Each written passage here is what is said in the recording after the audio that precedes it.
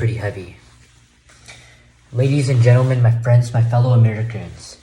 Speaking of a heavy topic, today I speak to you not merely in the interest of the rights of the black race, but as one voice in behalf of the toiling masses who labor and struggle beneath the grinding wheels of the industrial machine.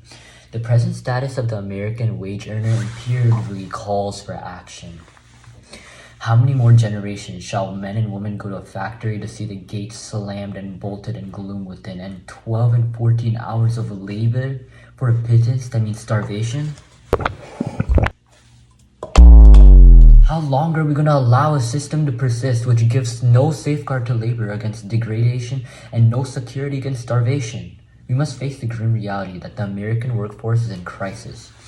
History has been witness to how unbridled industrial capitalism degrades people to no more than means of earning profit.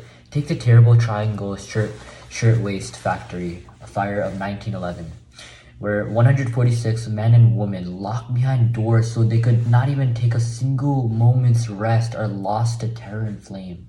Is this loss justified? This is the cost extracted by our quiet surrender to corporate power. I say to you, it's time for government intervention.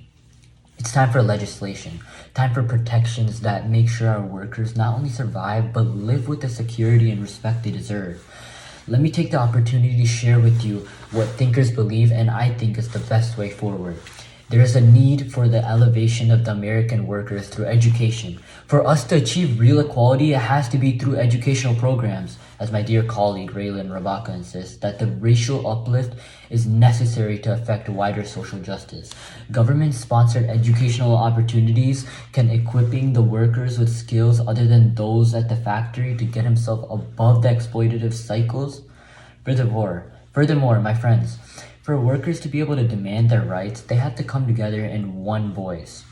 The government has to provide union protections, a protection that will equalize the playing field between strong corporations and the ordinary worker.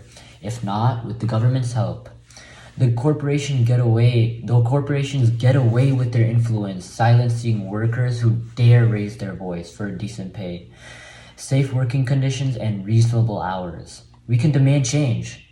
But with government supporting unions, as I have long urged, American workers would have a voice strong enough to demand their rightful share. Let us just echo again, this cry for justice is not ideology.